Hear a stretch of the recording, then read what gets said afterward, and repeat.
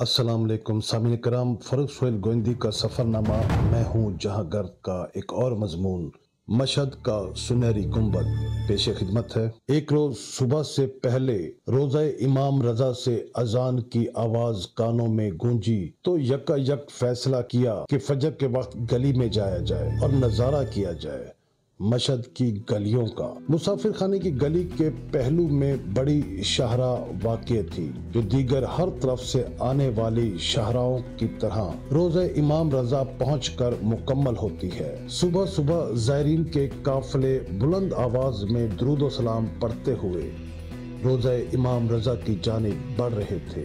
سورج کے طلوع سے پہلے مشہد کو دیکھنے کا تجربہ یادگار ثابت ہوا۔ روزہ مبارک کو سنہری روشنیوں سے چکا چوند پایا اور روشنیوں کی کرنیں سونے کے پانی سے لدے گنبد پر پڑ رہی تھی۔ منعکس روشنی کے سبب گنبد یوں لگا جیسے اس کے اندر سے نورانی کرنیں چاروں اور پھوٹ رہی ہوں۔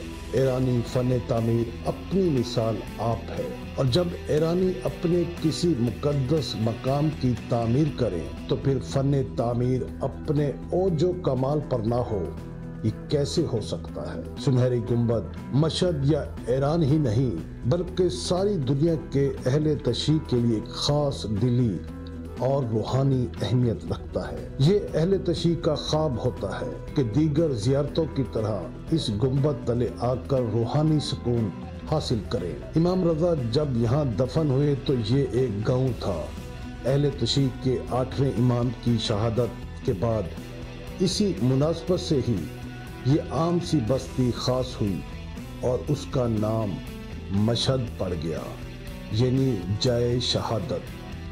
آج مشہد تہران کے بعد ایران کا دوسرا بڑا شہر ہے۔ اسی جگہ عباسی خلیفہ ہارون الرشید بھی مدفون ہیں۔ اہل تشیع کے 12 اماموں میں سے 8ویں امام رضا کے مزار کا کل رقبہ 64,43,890 مربع فٹ ہے، جس میں صرف مزار کی عمارت کا رقبہ 2,67,079 مربع فٹ ہے۔ مزار کے اندر میوزیم، لائبریری، قبرستان، عمارت کے وسیع ہال، کانفرنس روم ہیں۔ اس مزار کے انتظامات کے لیے ایک بڑا انتظامی دفتر ہے۔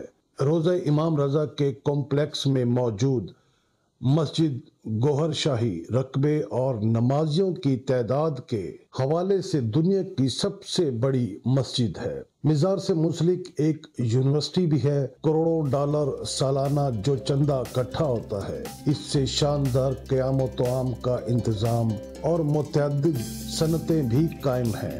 امام رضا ٹرسٹ کے تحت 100 سے زائد کارخانے ہیں اور یہ ایران کا ایک بڑا صنعتی ادارہ ہے۔ امام رضا کے مزار کی ملکیت میں زرعی زمینیں بھی ہیں۔ یہ سب کچھ پلازے اور لاتعداد عمارتیں اکٹھا ہونے والے چندے سے قائم کی گئی ہیں۔ آمدن روز بروز بڑھتی جا رہی ہے اور اسی طرح بیواؤں، یتیموں، بے سہارا بچوں اور ضرورت مندوں کی مالی امداد کا بھرپور اور جدید انتظام ہے۔ امام رضا کا مزار جس قدر عالی شان ہے، اسی قدر اس روزہ مبارک کے تحت چلنے والی صنعتیں، سکول، یونیورسٹی اور لاتعداد اداروں کا انتظام بھی اپنی مثال آپ ہے۔ ٹریفک کچھ زیادہ نہ تھی۔ سیاہ رات کے اندھیرے میں سیاہ چادروں میں ملبوس خواتین اور چادروں میں سے نکلے کانوں سے آگے تک سفید چہرے دیکھ کر ایسے لگا کسی اور ہی جہان میں ہوں۔ ایرانی انقلاب کے بعد حجاب اس انقلاب کی پوری دنیا میں ایک شناخت بنا، اور پھر ایرانی انقلاب کے بعد دیگر مسلم دنیا میں خواتین میں حجاب ہر آئے سال بڑھتا گیا۔ کہتے ہیں انقلاب ایران کے دوران مغربی لباس پہننے والی خواتین نے سرے بازار مغربی لباسوں کے اوپر سیاہ چادریں پہن کر مظاہرے کیے۔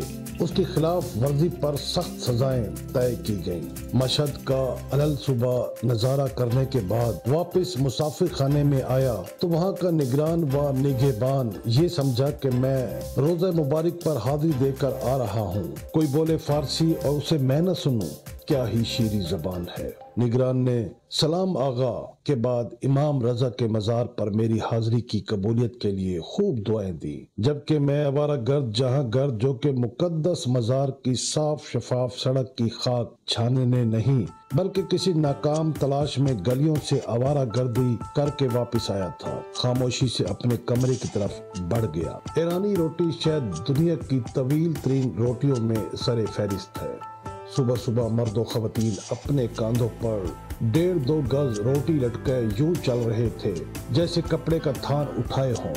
پہلے وقتوں میں ہمارے پاس گلیوں میں پارچہ فروش اسی طرح کپڑے کے تھان اٹھائے پارچہ فروشی کرتے تھے۔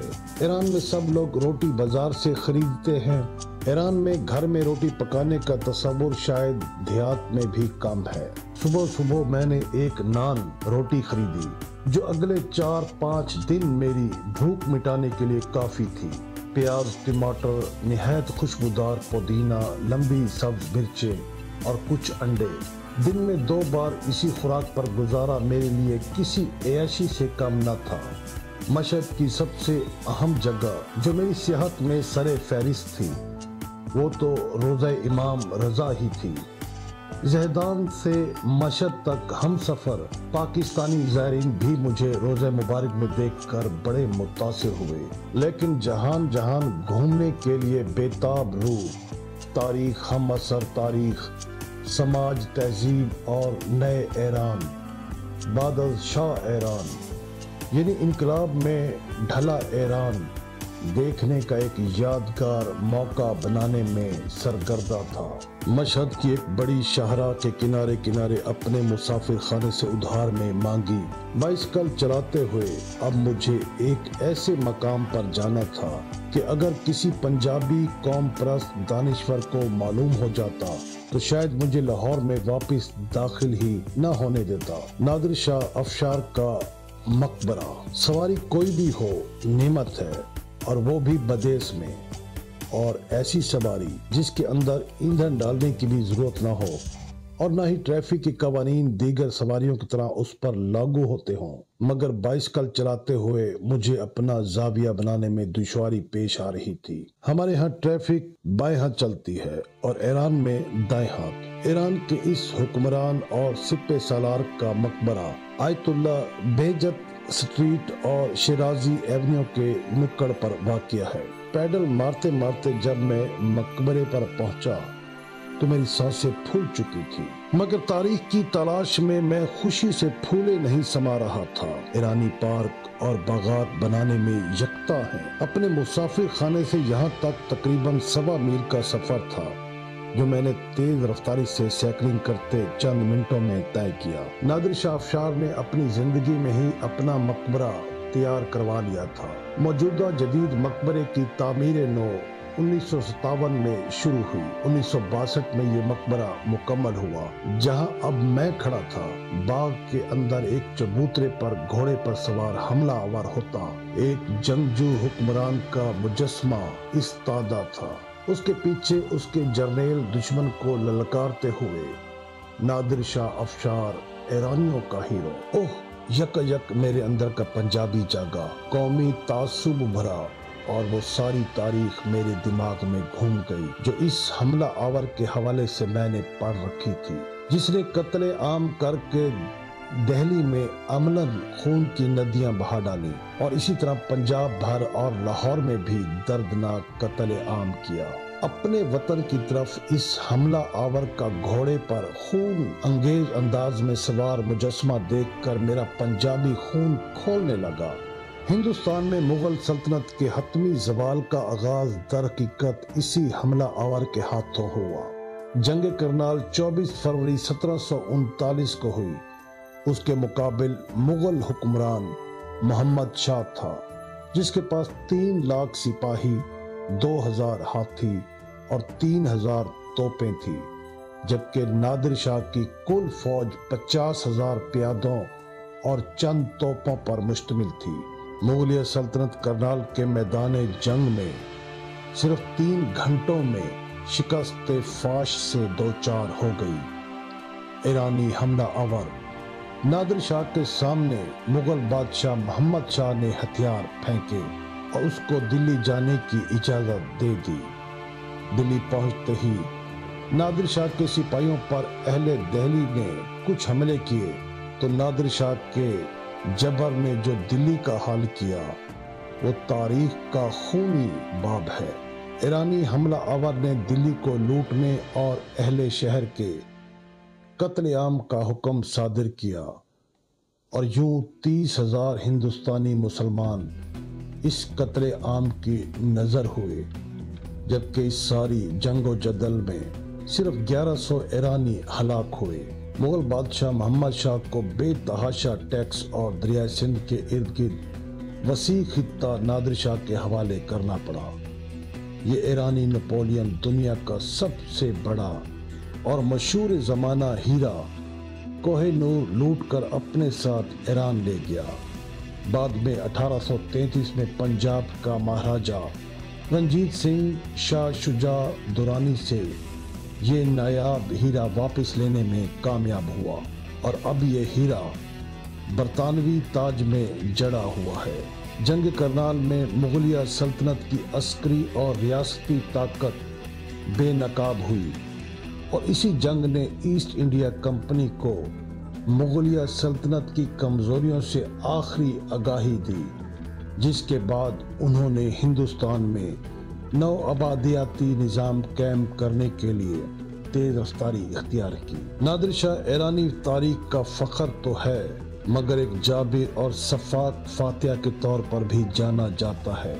پنجاب میں ظلم کے کسی بھی نظام کے حوالے سے ایک معروف کہاوت ہے نادر شاہی، جو اب بھی ٹھیٹھ پنجابی میں کثرت سے استعمال کی جاتی ہے۔ اپنے اسی جبر کے خوف کے تحت نادر شاہ اپنے ہی سپہ سالاروں کے ہاتھوں قتل ہو گیا۔ مقبرہ، باغ اور وہاں موجود عجائب گھر میں گھومتے ایک دم مجھے یوں لگا کوئی پنجابی میں مجھ سے کہہ رہا ہے، تو اتھے کی کرن آیا ہے، تم یہاں کیا کرنے آئے ہو؟ اوہ، مگر میرے دل نے جواب دیا، جہاں گردی، اب مجھے واپس اپنے مسافر خانے جانا تھا اور شام کے لیے مجھے راہ آہن یعنی ٹرین کی ٹکٹ خریدنی تھی۔ تیز پیڈل مارتا مسافر خانے پہنچا، سائیکل کھڑی کی اور راستہ معلوم کر کے استگاہ راہ آہن مشہد یعنی مشہد ریلوے اسٹیشن جا پہنچا۔ تہران کے لیے ٹکٹ لی۔ ریلوے اسٹیشن کی عمارت کے باہر اور اندر ہر طرف رہبر انقلاب امام خمینی کی آسمان کو چھوتی تصاویر اور نیون سائن لگے تھے۔ ایسے لگا کہ ہر طرف امام خمینی، دیگر رہنماؤں اور شہدائے انقلاب اور شہدائے جنگ ایران و عراق کی تصویروں کی نمائش لگی ہے۔ شہر کی ہر گلی، شہرہ اور ہر عمارت کی دیواروں پر۔ شام کو دوبارہ قطار ٹرین پر سواری کے لیے آیا تو پلیٹ فارم پر مسافروں کا ہجوم تھا۔ ہجوم کے غول سے اپنی بوگی کا اتا پتا معلوم کیا۔ اردو میں تلاش کی گئی فارسی، پنجابی لہجے میں بولنے کی میری کوشش دیگر مسافروں کی جہاں سمجھ سے باہر تھی، وہیں ان کے لیے تفریح کا سبب بھی بنی۔ عورتوں کے غول نے بڑھ کر میری رہنمائی کی۔ ان کی شیریں فارسی ناقابل بیان، اور جب کوئی خاتون فارسی بولے تو وہ کس قدر شیریں ہوگی۔ اردو اور فارس والوں کے لیے اس شہر میں تیز قدموں سے اپنی بوگی کی طرف روانہ ہوا۔ قطار نے سیٹی بجا دی، میرے قدم مزید تیز ہوئے۔ تبھی مجھے اپنے پیچھے خواتین کا ایک جلوس آتا محسوس ہوا جو فارسی میں مجھ سے مخاطب تھا۔ حاجی آغا وائسید، حاجی آغا، حاجی آغا وائسید، یعنی جناب عالی رکو، جناب عالی رکو۔ فارسی کے سحر اور تہران روانگی کے شوق میں اپنا بیگ ادھر ہی بھول گیا تھا جہاں ان خواتین سے اپنی بوگی کا پوچھا تھا۔ خواتین نے بیگ میرے ہاتھوں میں پکڑا دیا۔ جہاں سامان ملنے کی خوشی تھی، وہیں یہ سوچ کر بدن میں سنسنی پھیل گئی کہ ابھی تو سفر شروع ہوا ہے۔ بوگی کے اندر مخلوط نظام تھا۔ ہم ایک کیبن میں تھے۔ اس کیبن میں ایک جوڑا اور اس کے 2 بچے اور ایک نوجوان لڑکی تہران جانے کے لیے سوار ہوئے۔ ٹرین آہستہ آہستہ رینگنا شروع ہوئی۔ تو ڈبے میں ایک خاتون نے بلند آواز میں سفر کے لیے قرآنی دعائیں پڑھنا شروع کر دیں۔ مشہد جو دیکھا وہ اب نگاہوں سے اوجھل ہو رہا تھا۔ امام رضا کے مزار کا سنہری گنبد دھیرے دھیرے دور ہوتا چلا گیا، دن ڈھلنے لگا اور تہران کا سفر شروع ہوا۔